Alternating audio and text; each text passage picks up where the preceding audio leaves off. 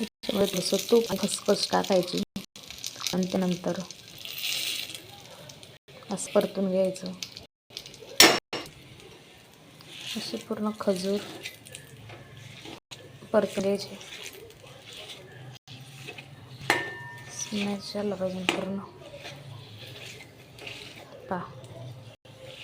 आता सध्याला थंडीमध्ये लहान मुलांना आपल्याला सुद्धा छान आहे खायला. अशी एकदा मुलं कसे असं खात नाहीत ना, तर मग ह्याचे छोटेसे लाडू बनवायचे. खूप टेस्टी लागतात आणि मुलं आवडीने खातात पण. खेळता खेळता एकदम छोटे छोटे बनवायचे, खूप मोठेही नाही, चॉकलेटच्या गोळीसारखे, व त्याच्यापेक्षा थोडेसे छोटे किंवा त्याच्यापेक्षा थोडेसे मोठे बनवायचे, छोटे नाही. पण मुलं असं आवडीने चॉकलेट खाल्ल्यासारखं खातील असं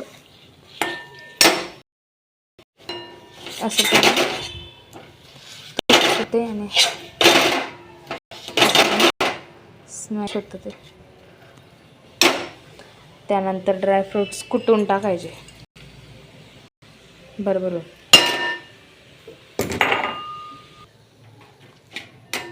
मिक्स करून घ्यायचं.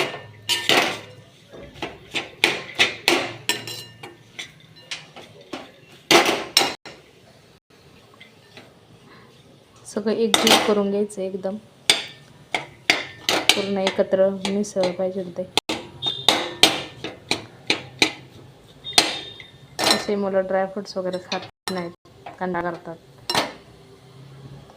अशा प्रकारे छोटेसे लाडू वगैरे बनवून दिले की मुलं खातात.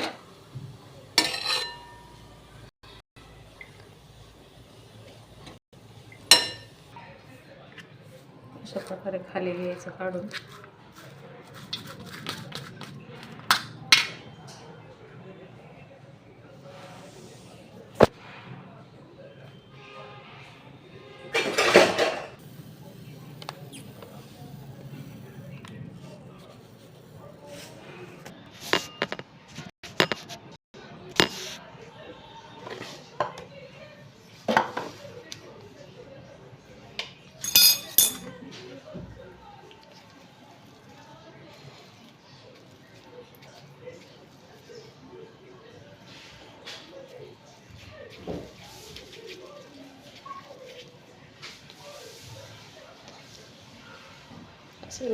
एवढसा लाडू बनवायचा.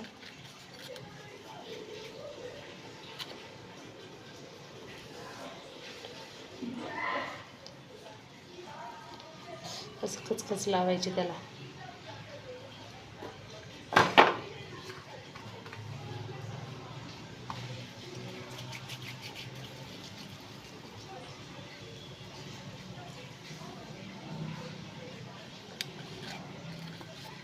अशी खचखच लावली ना, ते थोडंसं करून करून लागतं, तर मला आवडीने खातात.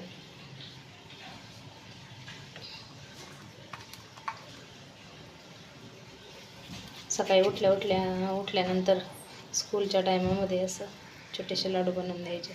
एक एक लाडू द्यायचं त्यांना, मुलं आवडीने खातात. चला तर म्हणलं मी हे माझ्या मुलासाठी दरवेळेस बनवत असते. चला म्हणलं तुमच्यासोबत पण शेअर करावी. हे पहा,